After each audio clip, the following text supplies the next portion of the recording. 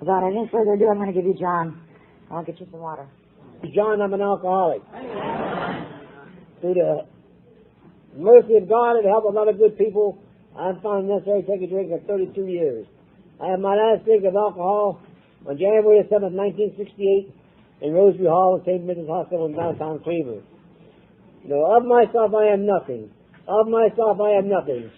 Everything I have today, everything I hope to have, I owe to the God of my understanding and the program of Alcoholics Anonymous. And all I can tell you tonight is sober is better. For the new men here tonight, sober is better. This is a new way of life. Sober is better. Anything that's ever happened to me since I've been sober has been better. And I've had a lot of rough times sober with my health and a lot of things, but I didn't have to take a drink. Sober is better. And they teach a new way of life. I certainly want to congratulate the Ashtabula Harbor Group on their 55th anniversary. And with a little bit of fast arithmetic, I want to... Oh man, I wear my glasses. This is 2,860th time that a bunch of drunks got together and said to our Father. How many people said to our Father in the bars? 2,800 times a bunch of drunks got together and said to our Father. And this is really a privilege to be up here tonight and help celebrate the 55th anniversary. A bunch of drunks dedicated themselves to start this group and help another drunk. I can't stand up here tonight and say anything profound. I can tell you why I'm a drunk. I'm a drunk because I drink alcohol. That's why I'm a drunk. I can't tell you about nothing about all this bullshit I hear up here today about. They talk about dysfunctional homes, the inner child or outer child or upper child or all this stuff I hear today. I don't believe none of that. I'm a drunk because I drink. And people will ask me, why am I a drunk? Because you drank. Nothing because my mother did, my father did, or my inner child. If I found the inner child, I'd like to find him and kick his ass. I hear so much goofy stuff today, it drives me crazy. I came in there, I'm a drunk. I'm not a drunk in a hander. I'm not a dually. I'm a drunk. Sometimes I hear so much crazy stuff in these AA meetings today, it drives me crazy. I heard a guy stand up here, I don't understand him. He stood up here and he said, I'm a bonger. What in the hell's a bonger? I found out this bonger is some kind of a pipe you smoke something out of it, some kind of crazy stuff. One day a guy stood up and said, I did doobies. I said, what kind of a bottle did a doobie come in? I don't understand that kind of stuff. I understand about booze. Long ever before I took a drink, my life was unmanageable. I never could manage my life. I grew up in a small town in southwestern Pennsylvania, one of two children with two fine parents. I had good parents. My dad was a hard worker. My dad worked in the coal mine for 50 years. And he drank like a pig. I don't know if he's an alcoholic, but I know he drank like a pig.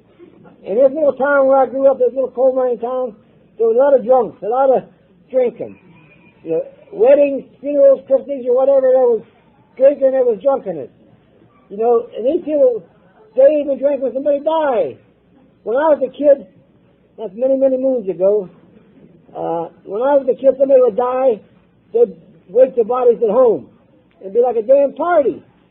People go visit the dead, they'd be out in the yard shooting crap and drinking and fighting and carrying on. And I see that, and I say, shit, I ain't never going to do that. I'll never be like that. My dad would wake up in the middle of the night and be hollering sometimes. My mother would tell me, your daddy had the snakes last night. What in the hell is a snake? It was nothing more than a DT. And I often wonder, why would anybody drink that stuff to make me crazy like that? If that stuff makes me crazy, I'm not going to drink it. But growing up as a kid, I was in trouble. I got into school, I was in trouble in school because my life was run on self-will from a kid. I did things my way. My way would never work. I never would pay attention. I never followed the rules. If I would go somewhere and there'd be a sign, don't walk on the grass, the hell with it, I'd walk on the grass. Don't sit down in that chair and say, wet paint, I'd do it any damn way. I did things my way. No cigarette smoking in school, I defied it. I smoked in school. Did what I wanted to do. My way always got me in trouble. I was always a three-inning ball player as a kid growing up. I never completed anything I ever finished. I get into twos, I go 3 innings, not quit. I got into high school, and I was trouble in high school because of my attitude. I had a bad attitude like I see all these kids today coming in age, got bad attitude. Don't tell me nothing. I know what life's about. I'm 16, I knew everything. I didn't know a damn thing. I couldn't be told nothing. And when I was a freshman in high school, my sister was a senior. And our principal told me one day in high school, he said, "You're a disgrace to the Brendan name. You're a disgrace to the Brendan name." He said, "Your sister's well liked here." He said, you never follow rules. You don't do what you're told to do. If you don't start changing your attitude, kid, you're going to be in trouble. You're going to have a hard time in life. And I laughed at him. You know, my sister went to her reunion, I don't know, 10, 15 years ago, whatever, and our principal was there.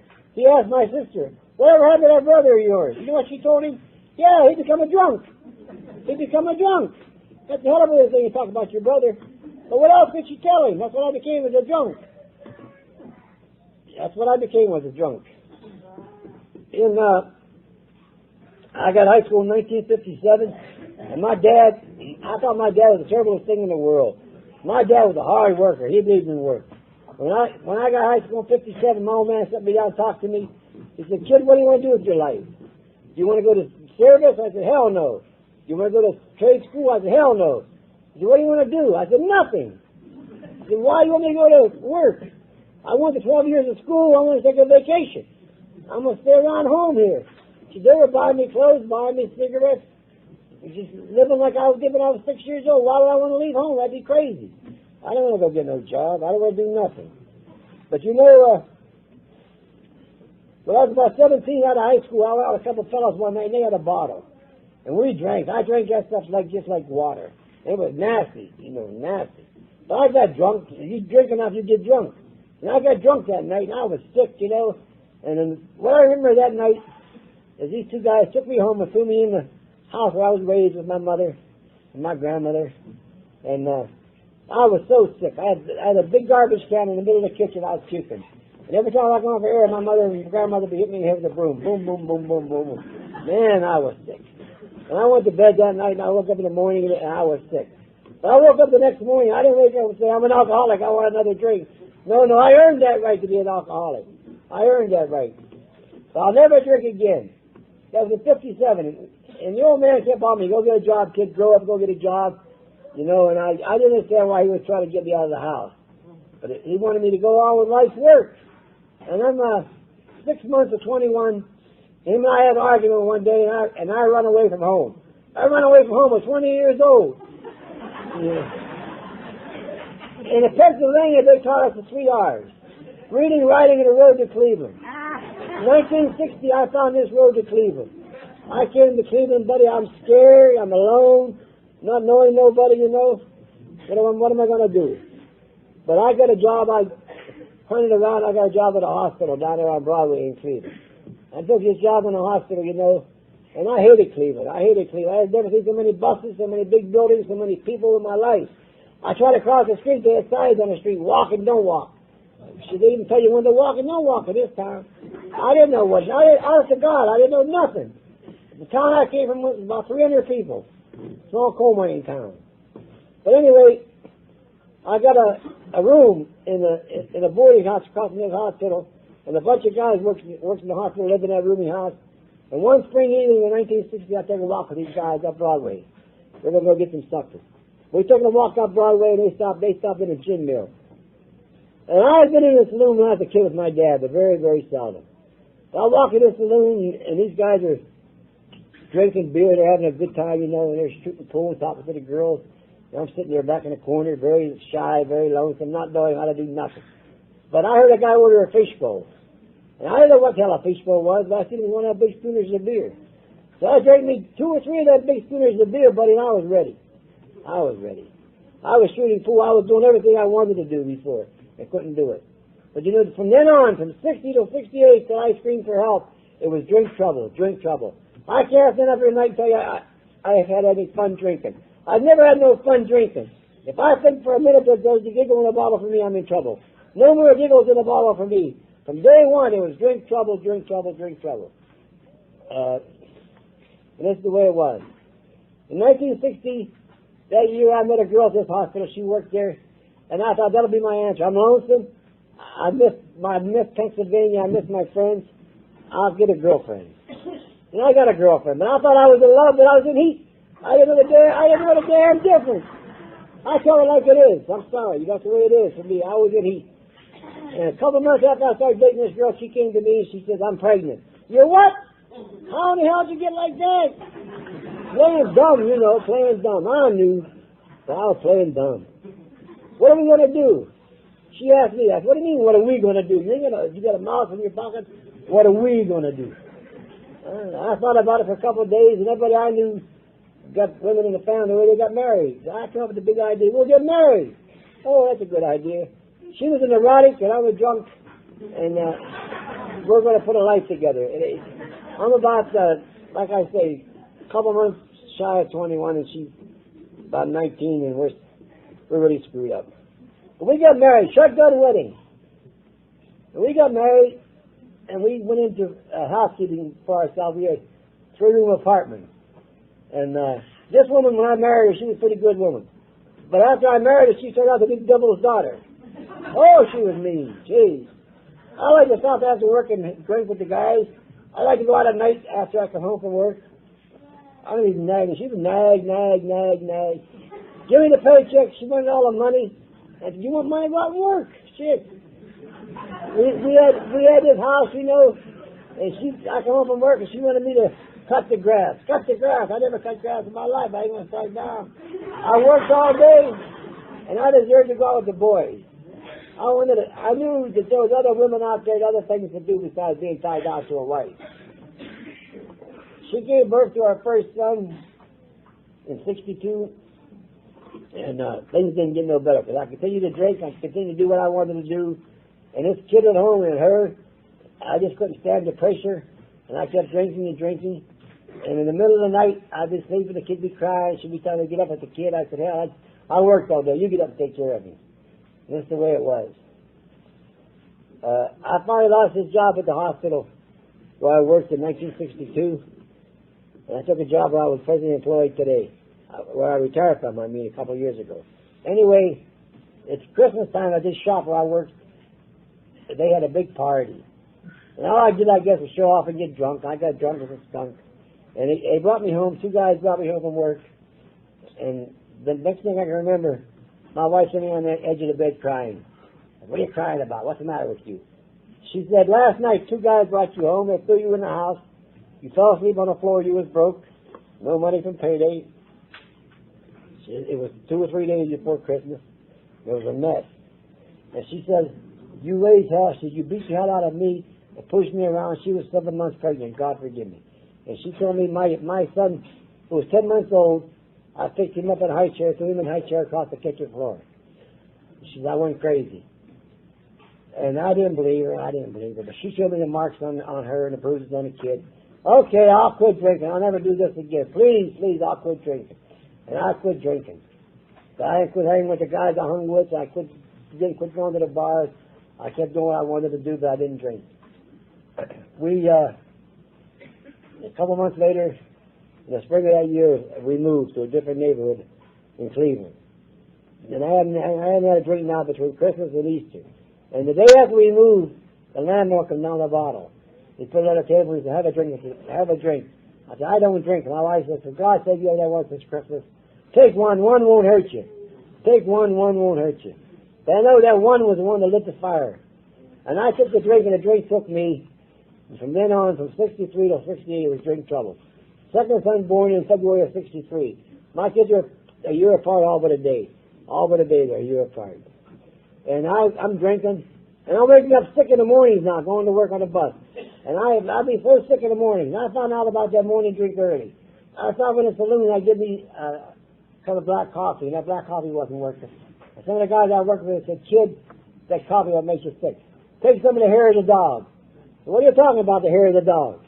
What is that, dog's hair? I didn't know what they were talking about. I thought some people in the city drink dog's hair. What the hell did I know? No, what you drank last night, drink this morning is going to make you well. And I start drinking in the morning, I'd get well, the hell with work and hell with everything. And that's the way it was. I kept living like that, drinking, carrying on, not facing my responsibilities, always thinking about me. I was the most selfish bastard ever walked the face of the earth. I was selfish. And it's one thing I can say today in AA I've learned in these past 32 years, how not to be selfish no more. My wife sometimes thinks I'm selfish, but I'm not a selfish person. You know, I've learned how to give of myself, give to other people. And this is the biggest thing I learned, one of the biggest things I learned in AA.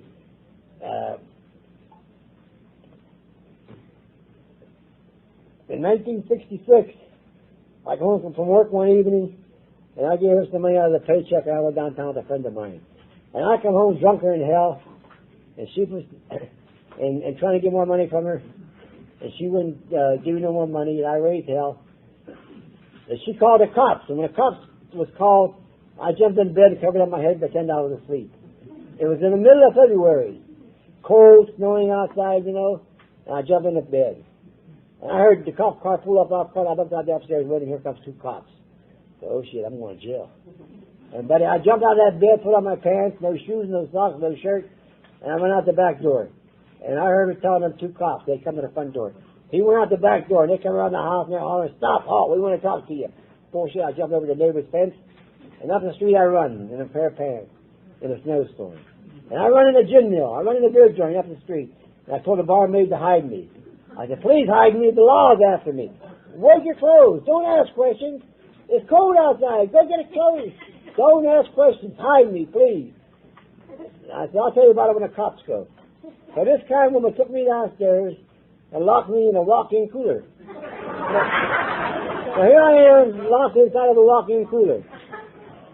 When I come out of that cooler, I was more sober than I went in, I tell you. But it was cold. And I told her what happened. And I went home that night, and my wife had got the kids back to sleep, and I went to bed that night. And she's telling me, "Go to sleep." She said, "We'll talk about it in the morning." She said, "I'm tired of being a whipping post for you. I'm tired of you abusing these kids, waking these kids up in the middle of the night. I'm tired of begging you to help me support these kids. Just go to bed, we'll talk about it in the morning." I went to bed and I slept. The next morning I woke up and I was sick, and I was hungover, and I had that full of remorse and full of guilt. But these two kids running around the house, they were, I don't know, they were 3 or 4, I think, Mark and Mike, and they're telling me, "Daddy, we're going to go move with Grandma. We're going to go live with Grandma. Mommy can't live with you no more. You're bad. You drink. You hit Mommy. We can't live with you no more." And I begged her, "Don't take my boys away from me." It didn't do no good. She had called a cab to take her down to her mother. And the cab came. And these 2 little boys were 3 and 4. And she took these kids and she went and lived with her mother. I never want to forget it. You know, these 2 little boys, they loved their daddy as much as they knew how to love at that age. And their daddy loved them and capable of loving somebody. But these 2 little boys, one on each leg, hollering, "Daddy, we don't want to go. Mommy, don't leave Daddy, please. Daddy's sick. Daddy won't drink no more, Mommy." But they went. My 2 boys were innocent victims of my drinking. The innocent victims of my drinking. They was raised in a broken home. No father and a rotting mother and my stepfather. It was sad. But they grew up to be men. They're good men today, in spite of me. And anyway, she told me when she left I could come get these kids on Sunday morning and bring them to my house and spend Sunday with the kids if I paid her child support. But you know, I drink all week, and I drink on Saturday night, and Sunday morning I woke up hungover, and I go to her mother's house to pick up the kids. And I'd take them on a bus. They'd look at me and they said, "Daddy, would you buy us breakfast?" "Yeah, Daddy will buy you breakfast." You know where Daddy would take them? Because Daddy was sick, and I needed to fix me first. I'd take him in a saloon and put him in a booth. Give him a bag of potato chips and a bottle of Pepsi Cola. It's 9 o'clock on Sunday morning. And Daddy's sitting in that beer joint and get well. Man, that was bad. That was bad. And these kids had potato chips and Pepsi Cola on a Sunday morning. And visitation rights was taken away. I don't want to be like that, you know. But every time I took a drink, the drink took me. I thought the answer was in the bottle. And by that time in my neighborhood up here where I lived, there was a lot of old farts like me today, you know. They were the old wineheads, winos. Everybody laughed at them, teased them, derelicts. And these guys, I met these guys, and they introduced to me, which has become my favorite drink. They introduced me to Muscatel, Thunderbird, Wild Irish Rose, Ripple, and Night Train.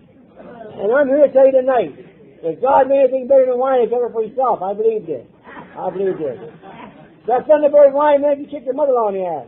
That was the best stuff. And I started hanging with these winos, you know. I started hanging with these winos, and these winos were good to me. And I'd work a few days, and I'd go on binges with these winos. We'd live in the doorways, in the flops, in the garages. Didn't care about nothing.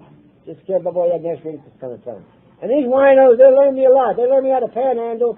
They put me out on the street. I stand up for a panhandle. It amazes me today when I hear people stand up behind these podiums and talk about, oh, I have $1,000 a day habit. Gee, $1,000 a day habit. It would take me 3 or 4 hours to get 25, 50 cents to get a shorty of wine. And these guys I drank with were bad winos, man. They were bad drunks. They were alcoholics. They drank bay rum. They drank aftershave. They drank canned heat. They drank anything with alcohol in it. I ain't that bad. No, I'm not drinking that stuff. And one night we were so sick, all of us. And one guy goes out and gets a loaf of Italian bread and a bottle of black shoe polish. And they was draining this black shoe polish with Italian bread, drinking it. No, that's for you guys. Ain't for me. But I tell you what, I did get hooked on. I found out quick. It was good for a hangover. It was cheap and it was easy for me to steal. I got hooked on vanilla extract. I walk around half the time smelling like a damn cake. I go to work and the guy said, Bunza, what kind of cake is it? It smells like cake. Yeah. But that stuff was easy to handle. And that don't make me any worse than anybody else or any better than anybody else. That's where it took me. And I lived with them winos like that for a long time. And I didn't care about my personal hygiene. I didn't care about nothing. All I cared about was as they call it today, parties. Today it wasn't no party. It was just hard times. Because I got hooked on that shit. And I drank that wine without the grapes. That wine I drank, never seen a damn grape. You never seen a grape. It didn't take much for me. It didn't take much. And I lived like that, I wouldn't bath, I wouldn't shave, I wouldn't do nothing. I just lay there and drink with them winos. One night them winos was in there, just incidents, it's crazy. We had nothing to drink and I decided to go steal something. So I went out on the avenue and I stole a bag of onions off of his truck. About a 100-pound bag of onions. And this other wine man, he goes out and steals a box of puppies. And where he gets them, I don't know. And him and I sell puppies and onions. Trying to get money to get a damn drink. People throwing us out of bars, their dogs got loose, and it was a mess. It was a mess. And I lived like this. And I found myself in 1967, early 67, November of 67, I found myself strapped to the bed at a hospital in Cleveland. Because I had got sick and the doctor put me in a hospital. And my sister came to my bed, she hollering at me and screaming, what's the matter with you, why are you living like this, blah, blah, blah. And I'm sick and I don't want to hear her bullshit. Get out of here. So I found with my sister that November of 67, I said, I want to straighten up. I'll promise you I'll never drink again. I'm going to go to Pennsylvania with her and her husband for Christmas that year. And I went back to work around the first week of November of that year, and I worked, and I had some money. And I promised her that she could pick me up on Christmas Eve and we'll go to Pennsylvania. But I didn't drink all the way up to 2 days before Christmas of 67. 2 days before Christmas of 67, I left that shop where I worked. And I had 2 paychecks in my pocket, a bonus check they had given us for the paycheck, and they had given us a big ham for Christmas I had in the bag. And I came down on the bus, and I went to the gin mill. I went in the saloon. And I said, I'm going to call my kids and see if I come see them for Christmas. So I made a phone call to my wife. Can I come see Mark and Mike tomorrow for Christmas? Tonight. That was like 23rd. If you're sober, you can come see him. You haven't talked to him in 6 months. She put him on the phone. And little Mark and little Mike was ever so happy. Daddy, you'll come see us. It's Christmas. What's Santa Claus going to bring us? Well, what do you want? And they were Santa Claus age. And I told them, I'm going to go on Broadway, I'm going to buy you Christmas gifts, and I'll be there in a couple hours. You wait for Daddy.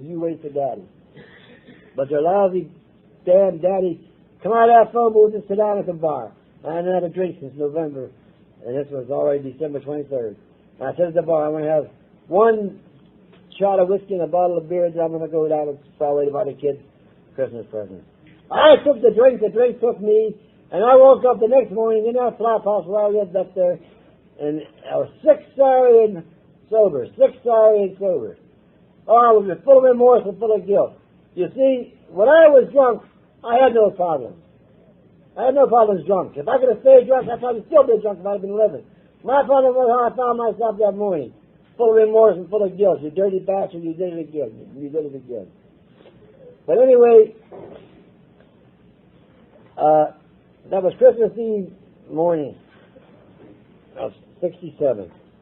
My brother-in-law and sister was just going to take me to PA to my mother's house.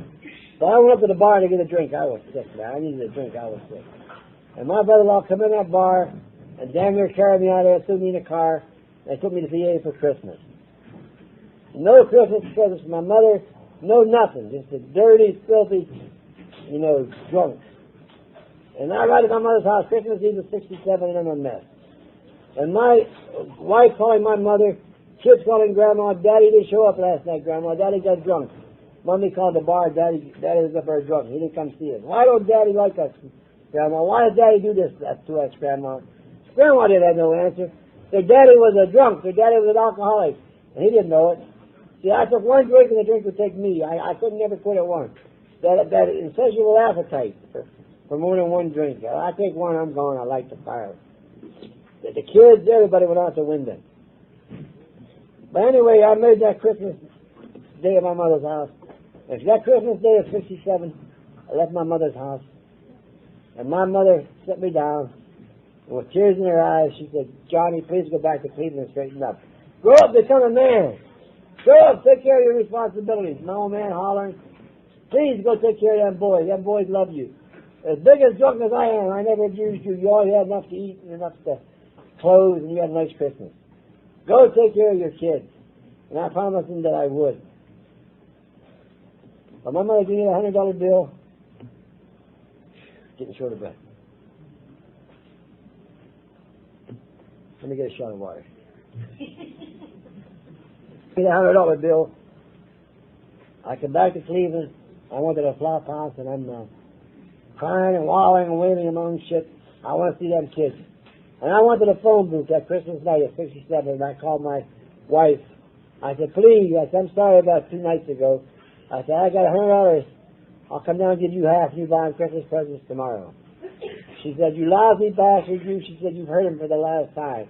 I want to paint you a picture. She said, 2 nights ago, Mark and Mike waited with their noses at the window. Every bus will come by. Daddy's coming. Daddy's going to come with Santa Claus. Daddy's going to bring us presents, Mommy. Don't put us to bed. 9:30, 10 o'clock, I took that boys to bed kicking and screaming. You didn't show up, you bastard. You was drunk. You'll never see them kids again. You'll never see them kids again. Man. And I'm hollering at her. She's hollering at me. I threw that telephone down, and I went down. It was cold, and I went down to the gin mill. And I walked in that gin mill, and my wino buddies was in there. They had nowhere to go on Christmas. They had no family. They was in this gin mill, buddy. And I had a $100 bill in my pocket, and some money I asked in the paycheck and a bonus check. And we started to drink. And the closing time, when a woman called last call, buddy, we were all in there having a party. The last call, I bought them 5 winos beside myself. I bought all a gallon of muscatel. And here we go up the street with a gallon of muscatel in our arms. And we're in the garages up there, carried on, drinking. You know, it's Christmas, having a good time. And got drunk, supposed to work at 26, didn't work at 26. I'm in and out, and that's when I was introduced to that, but at that time of my life, I was introduced to that new wine that came out, they call it a night train. And she said, we go on a train ride every night with that night train. We lay up in them garages, and we drink that damn wine like damn fools, you know, and living like that. But it came to the point, between Christmas and New Year's of 67 to 68, it was a mess. I'm in trouble, boy. I haven't worked. I'm getting sicker and sicker and sicker and sicker. I lost all bodily functions. You know, when I come into this program, I heard about spiritual experiences. I'm going to tell you something. One of the biggest spiritual experiences I ever had was when I had my first solid bowel movement. I'm telling you, that's not nice, but it's the truth. It's the damn truth. You drink that wine, you don't have solid bowel movement. And I lay in that mess for a week at a time, urinate all over myself, get sick and puke. And I'm here to tell you tonight, I believe this. If anybody here tonight is thinking about going back, I'll tell you what you do. If you weren't sick enough this time, go back out and drink some wine. Drink muscatel and drink beer behind it. And you'll get so damn sick for about a week. But don't eat nothing. Eat a bag of chips or a bottle of one of them blind robins or a pickled egg. And you get so damn sick you lay on your back and you puke straight up in the air. I don't understand this. Well, that wine would make me so sick. But it, like I said, with New Year's, going into New Year's, it must have been New Year's Eve, I found myself in the avenues up there, sick. I woke up, and I heard a jukebox playing, Auld Lang Syne, and a woman only about a head of the hair. And I was sitting with my face in a plate of sauerkraut in the bar. And she said, Happy New Year. Happy New Year. Yeah, boom. Back down I went. Back down I went. And New Year's Day, I'm drinking in the bars. I'm in and out, you know. But come the day of January 3rd, 1968, day I never want to forget. It's a day I must never forget. That power come into my life. That power come into my life. I called out that desperate prayer that every drunk hollers. God help me. God help me. I'm in the saloons on the 3rd. You can't come in here, John. You owe us money. You're bothering your customers.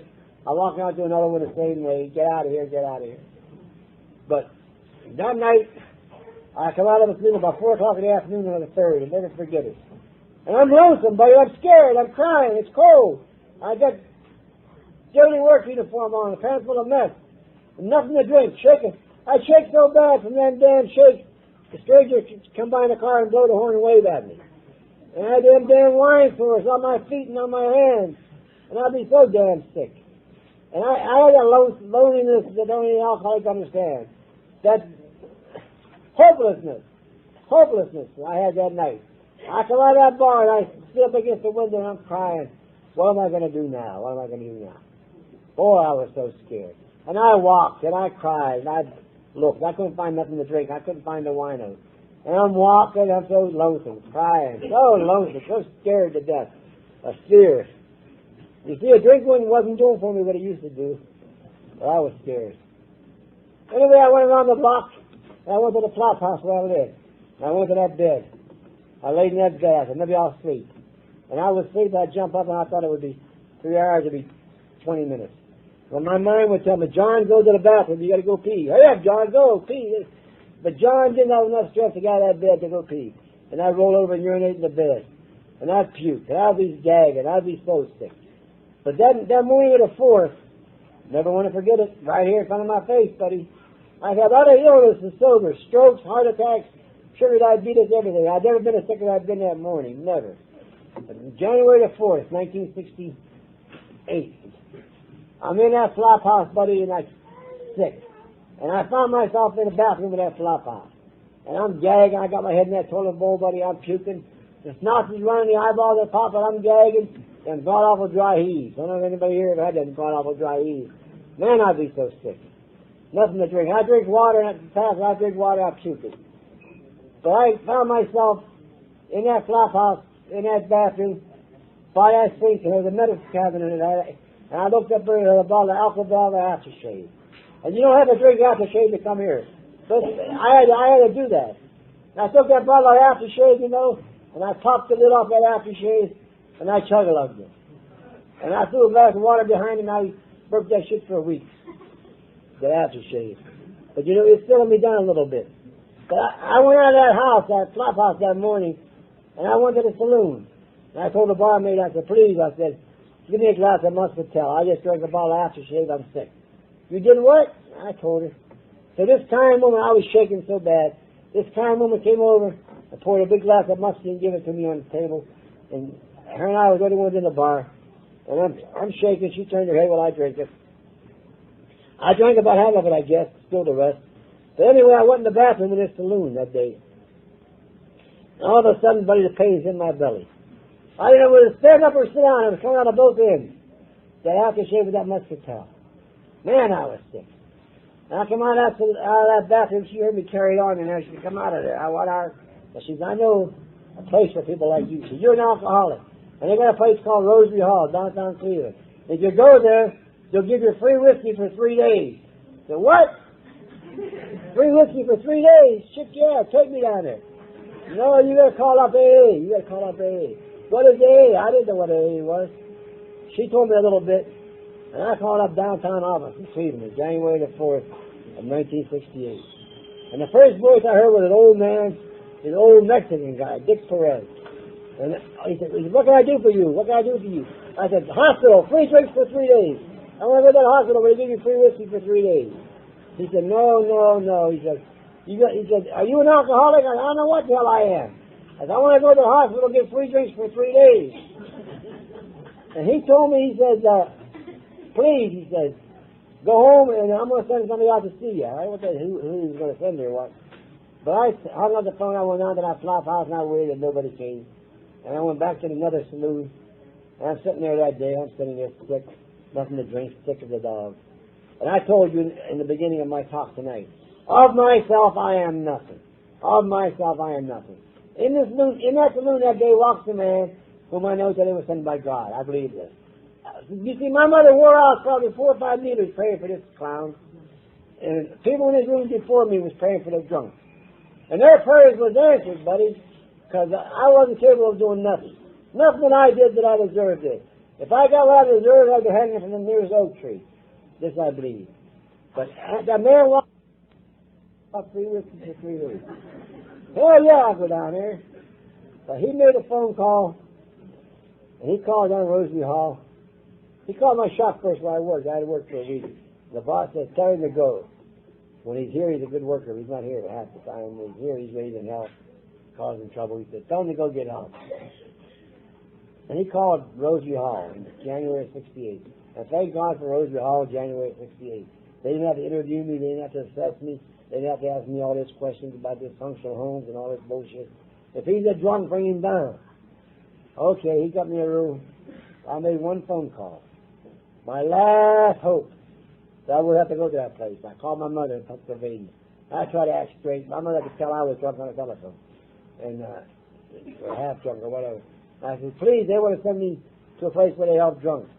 She says, go, go, go. I said, no, I don't want to go. I said, send me $100 and I won't have to go. I said, I promise you, if you send me $100, I'll get another room, I'll go back to work, I'll never drink again. And my mother did the best thing she could do for me. At the time, I hated her. No more money for you, sonny boy. You've used it for the last time. You used it for the last time, she's crying. Please go there and get help. No more money for you. I can't give you no more money. Thank God my mother did that day. I thought it was cruel, but I know today was the best thing that ever happened to me. And I slammed the phone down and told this guy to take me to Roseby Hall. He took me to Roseby Hall, and I went in there on January the 4th, 1968, more dead than alive. I went in there with a pants full of mess, dirty. I weighed 103 pounds, shaking like a leaf, sick as a dog, and I didn't know what I was getting into. I was scared to death. But I walked in there and I met some kind people. They put me to bed, they cleaned me up a little bit, you know, and they gave me some pajamas to put on. They were 10 times too big, but anyway, I put them on. And I'm waiting in that bed, I'm laying there sick as a dog. This nurse came, a big nurse. In Roseby Hall, all these nurses, when I was there, was like Amazon. Oh, they were big. They were bouncing these men around like rag dolls, you know. Smoking cigars, blowing cigar smoking, like all that phone. And this kind woman, she was talking to me, taking my blood pressure and all this bullshit. And finally she said, I got a shot for you. And I got on one elbow in that bed, and I reached over to get that shot. I thought she had a shot of whiskey for me. She said, drop your drawers. I dropped my drawers, buddy. She hit me in the ass with a big needle. Ooh. Then she gave me that big double hitter, as I know today was Cobb's Creek whiskey. Wow, what good stuff. You had Cobb's Creek, didn't you? That was some good stuff. Good stuff. And then she gave me a big glass of orange juice. This is orange juice with Karo syrup. I said, I can't drink that bullshit. I'd make you sick, syrup and orange juice together. You drank the aftershave this morning, you told me, drink it. She was big. Yes, ma'am. And I drunk it down, you know, and there was something else must have been in there, knocking my ass out. I went to sleep and I woke up again and medicated it. But the next morning I woke up again. The next morning, on the 5th, I woke up in that place called Roseby Hall, and I'm scared to death. Another big giant of a woman. She's like Amazon, I'm telling you, it was a big woman. Had more muscles than Superman. They were sitting there, you know, she's holding my hand, this nurse. I looked at her, and she's putting salve on my hands. They were both out and sore from when I'd been on the cold from that one drinking that wine. And I started to cry. What are you crying about? I said, I'm sorry. She said, you've been sorry all your life. Yes, ma'am. I said, look what I did last night. I rolled over and I went to bed about 4 or 5 times that night. She said, don't be ashamed of that. She said, you're an alcoholic. And she said, I'm an alcoholic. I used to do that. She said, I understand. For the first time, somebody understood. One drunk to another. One drunk to another. I understand. She was there.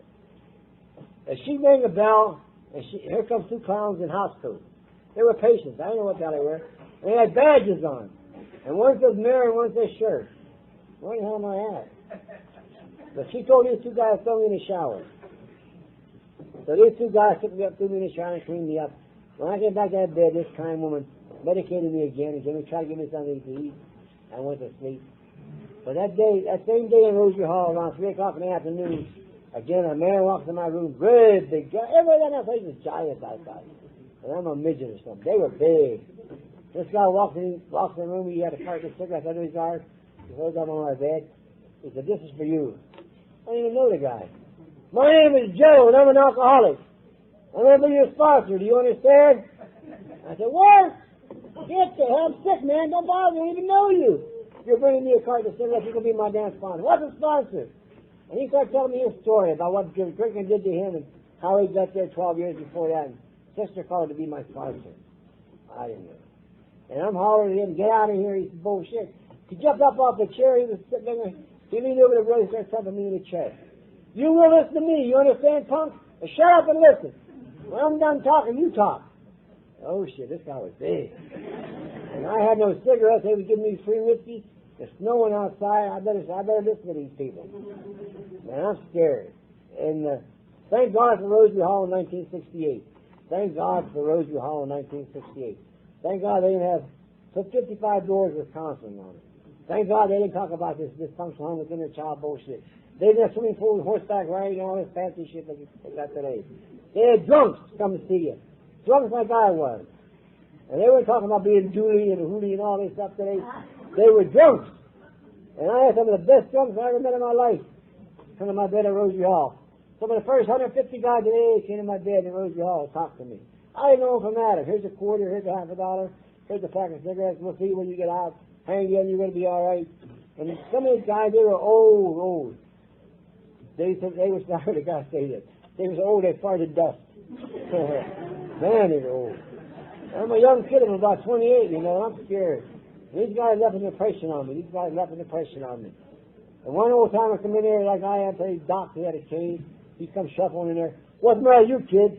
Is your shoes too tight?" What the hell is he talking about? What the hell is he talking? I don't know. And one guy came there the last day I was there. One guy come there and said, "Kid, we're going to send you for further education. We're going to send you to Harvard for treatment." Harvard, yeah. Broadway and Harvard. I said, Broadway and Harvard had a club up there, you know, on Broadway in Cleveland, Broadway and Harvard. And that's where they go send me for treatment. I know what they're talking about. But I left there. I left Rosary Hall, people. And I left there with a little bit of hope, a little bit. I was clean. I was sober. I wasn't sick no more. And I met a nice bunch of guys that were going to show me. And my sponsor and another guy came and took me out of that Rosary Hall that night. And at the elevator door it says, "Take hope, all you leave here." I went into Rosary Hall hopeless and helpless. 103 pounds of clothes on my back. I didn't know nothing from nothing. But I had a little bit of hope of my newfound friends. They took me to my first meeting, which was the Ramona group, which I'm a member today. They took me downstairs in this Ramona group, a bunch of old pot-bellied, cigar-smoking old men. I was 28, that was young. Old men. My age was anywhere from 60 to 70 years old. And they were shaking my hand and asking me, "Do I want a cup of coffee and a donut?" Shit, I wanted a pint of wine and a hooker. A cup of coffee and a damn donut. I think they were talking. And one guy stood up there and tried he was talking like I'm rambling tonight. And he's talking stuff he knew. And after the meeting, one of these clowns come up to me and tried to hug me. He said, "I'm going to love you till you can love yourself." I said, "Get your damn clear hands off me. You ain't loving me." What I know, the men I hung with, these winos, they didn't hug each other. And he's trying to hug me because he's going to love me till I can love myself. Scared me to death. But these guys, after the meeting, these guys took me, and they sat me down, they talked to me, they tried to talk to me the best they could. "We're here to help you. Let us help you. Let us help you. We want to help you. Let us. You don't have to live like that no more." And they took me back to the flop house where I lived that night, and I went back to work the next day. They said to sister they're going to send me to Harvard. You got to go to Harvard. You got to go to Harvard and learn how to stay sober. What now is Harvard? Broadway and Harvard. So they gave me the address, and I went up to this place called Broadway and Harvard. It was a little AA club up there, a dry club. And I walked in, there was God's waiting room. All these old fights up there, old men, They're all ready to die, like I am today. Oh, and they shuffling around there, you know. One guy said, "I'll buy you a cup of coffee," only because it's a nickel. Coffee was nickel cup in them days. And it's not what these guys told me, it's what they showed me. Take our hand and follow us, and you're going to be all right. The biggest thing they learned me was the simplicity of it. Keep it simple. Dr. Bob said it loud and clear, his last talk. Keep it simple, don't have level 40 and complexes. And most of all, keep the intelligent mind out of it. And I say keep the professional mind out of it. Keep the professional mind out of it. Don't figure nothing out. Don't figure nothing out. 1969, I was over 18 months. I had the privilege to go to New York City with these people took me to New York City. And I got to hear and talk to Bill Wilson. You know. And I was very, very fortunate. You know, and Bill Wilson, see now he started to keep the professional mind out of it. Keep the professional mind out of it. Don't figure nothing out. Don't figure nothing out. 1969, I was over 18 months. I had the privilege to go to New York City with these people took me to New York City. And I got to hear and talk to Bill Wilson. You know. And I was very, very fortunate. You know, and Bill Wilson, see how excited I was. I'm 29 years old. And he seen how excited I was. He said, "Kid," I'm going to tell you something. He said, "Keep this simple, boy." He says, "Pass it on. That's all you got to do. One drunk to another. Do for somebody else what these guys did for you. Don't complicate nothing. Don't figure nothing out. It was good enough for Bill Wilson. It's been good enough for me for 32 years. Don't drink, go to meetings. Your life's about to change." You know, and they told me what I had to do in the beginning. Get a home group, get a sponsor. They told me about these 4 absolutes. And everywhere they went, they took me with them. Banquets, dinners, anniversaries. They were good to me. And they did everything for me. They know I didn't have no money, I didn't work. And I wasn't able to pay, I wasn't able to do nothing. But these guys, they buy me tickets for different occasions, and they were good to me. And they take me out to eat every night, these guys. The different guys take me out to eat every night. You know where they take me to eat? They go on the bulletin board and look at where all those eating meetings were in Cleveland. In Cleveland, a lot of, like they had anniversaries here tonight. And that's why I lived off of that for a year. You know, my wife, I'm sober now 3 or 4 months, and my wife found out that I was sober. She found out where I was hanging out at. And she called that club up there. An old timer named Gus got on the phone and talked to her. I remember that night. He said, "I understand you don't pay child support." I said, "Who told you? Your ex-wife called here hunting you tonight. You don't pay child support. You're no damn good. You're a damn belly robber," he said. He said, "You must start paying for your kids." "For what? Somebody else down the lane with her? I'm going to pay for my kids? No way. No way." He said, "If you don't start paying child support and do decent things, I don't want you here. Get out of here. We don't want you here. Hey, for good people. We're going to learn you how to do decent things. You never was decent since them kids was born." Gus said, "When you get paid?" I said, "Tomorrow night. Bring me your paycheck." "What? Me bring you my paycheck?" "Yeah, if you want to come back and bring me your paycheck." I took Gus my paycheck the next night like a little boy. And Gus said, "Now what do you owe out of this?" I said, "I got to pay $12 a week for rent at that time, sleeping room." I said, "I got to buy cigarettes." He said, "How much are cigarettes?" At that time, what, 20 cents, 25 cents a pack? He said, "You don't need tailor-made." And he told me a carton of Buglers. He said, "Bugler's good enough for you. You don't need tailor-made."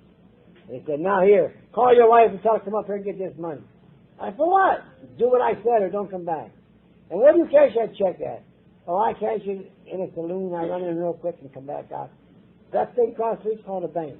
Bring me your check next week. I'll take you and show you how to cash a check."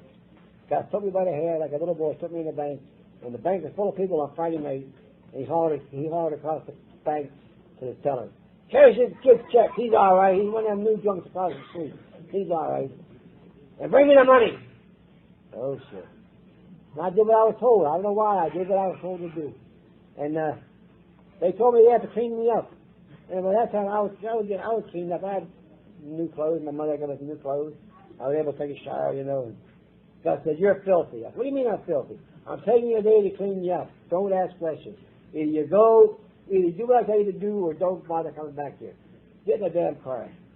I got in the car, and Gus took me out, got me a bite to eat. Took me on Cleveland on the west side.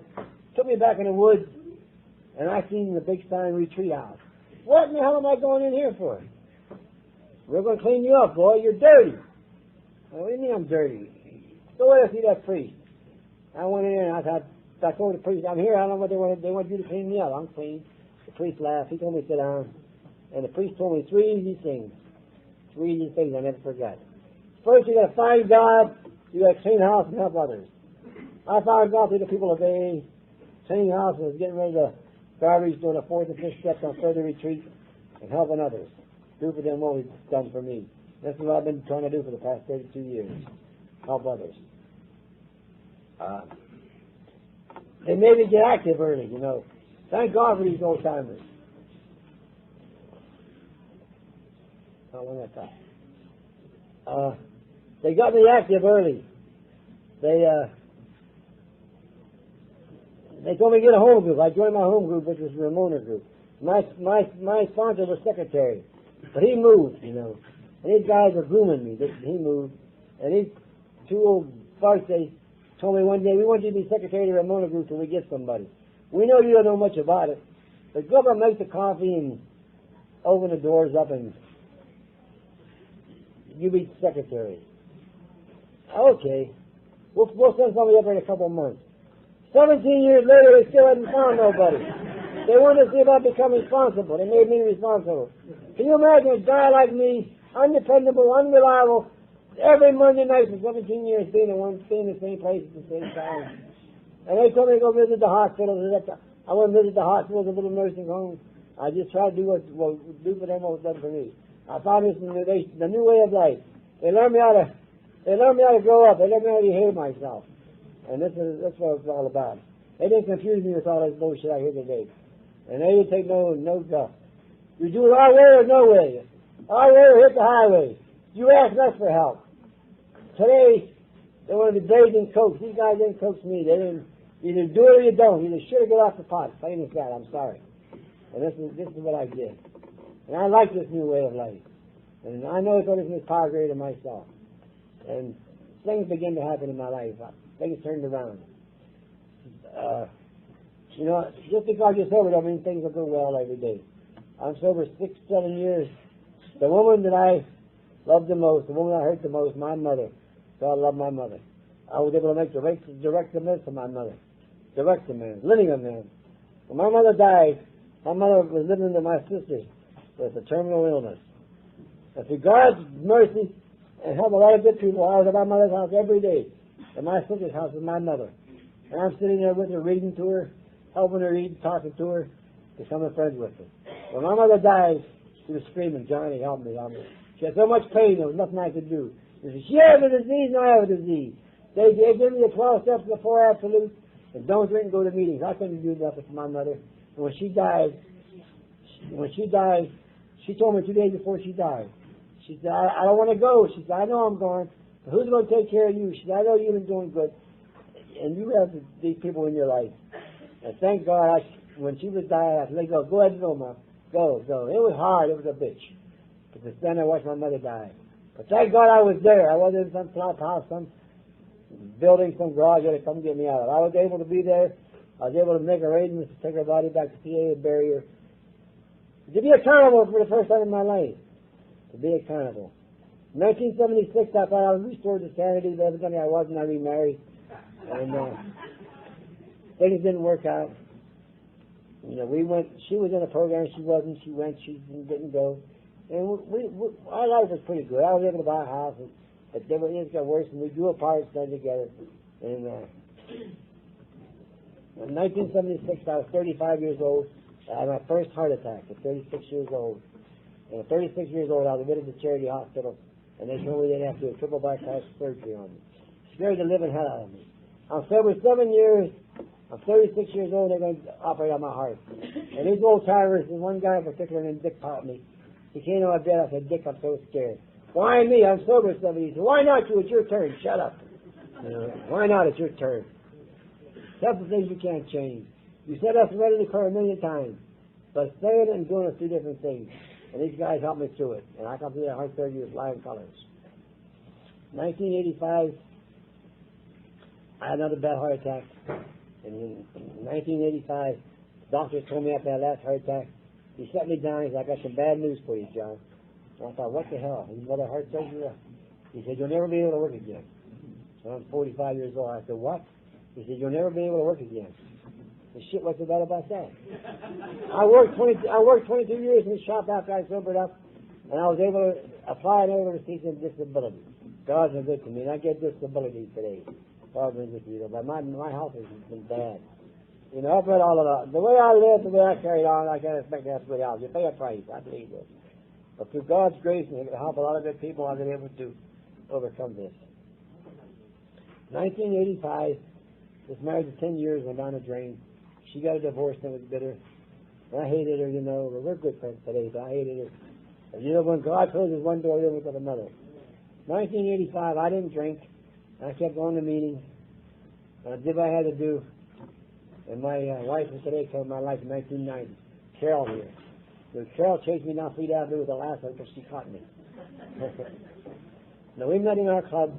And Carol and I started a date or whatever. And we're married today. We have a good life together. We bought a home together. She's got 2 daughters. She's got 3 grandchildren. I got them 2 boys. 3 grandchildren. It's a good life today. God has been good to us. Carol and I have been able to share our aid together today. Our home is open. Our life's open book. We try to help drunks. We try to help drunks, but sometimes it gets hairy. Sometimes them whining women, Carol, just pick up my nerves. I have no patience. They'll call in whining. I got a toothache. Go to the dentist. I don't want to, but then damn suffer. What am I going to tell you? I know damn dentist. Carol, I know damn dentist. And you talk about, they're sober for a while. Well, we're maintaining heroin. We're maintaining heroin. I don't know about no damn heroin. Go to a junkie. What do I know about heroin? You're a winehead, I can talk to you. I never maintained. I never took a sip of wine and went to a meeting and then said I was sober. Who in the hell you're fooling? Hey, it's complete abstinence. You don't drink nothing, you don't shoot it, whatever you do with all this thing. I don't know what to do with this bullshit today. I think it's funny, you know. They bonging and banging and smoking and snorting and eating. If you're going to go back out, get a damn bottle of wine, like I said, get good and drunk. Get good and drunk. And I believe that AA can't be all things to all people. AA can't be all things to all people. We got to be single for purpose. One drunk helping another. And you know, about 3 weeks ago, I was in the hospital for about 3 days. And God's been good to me. I had a stroke here about 5-6 years ago, and I got sugar. But then I don't cry about it. What the hell? I said, deal with the cards. And that stroke, you know, got a good therapy, and I was able to maintain a little bit with the cane. And 3 weeks ago, I woke up, I couldn't breathe. Oh, I was gasping for air. And my honey, I called her work, and she came and she took me to the hospital, and I was having congestive heart failure. I was filling up with fluid. And they did what they had to do. They give you pills, make you pee, and I pee like a racehorse. Get rid of that water. So that's the price I got to pay. And I got a bad valve, they told me, in my heart, and they should operate. They said it's too risky. And I'm blocked up again. I need some more bypasses. But the risk will outweigh the benefit. But God will take care of me. I believe this. If I sit out tonight and die in this chair after I get done reading, I'll pay for everything I got in AA. AA's been good to me. AA will be good for all of you if you let us be good to it. The better way of life. You don't have to live drunk no more. And all I have to do is don't drink, go to me and help another drunk. And I think when I die, when I go to meet my maker, he's not going to ask me, how much money did you have, John? What kind of big car did you drive? What kind of big house did you have? He's going to ask me, did you feed my sheep? And I hope I can say, yea, Lord. I fed your sheep, so that's my burden. So pray the Lord's Prayer now. Yes, thank you. Stay around your table. Just going to have your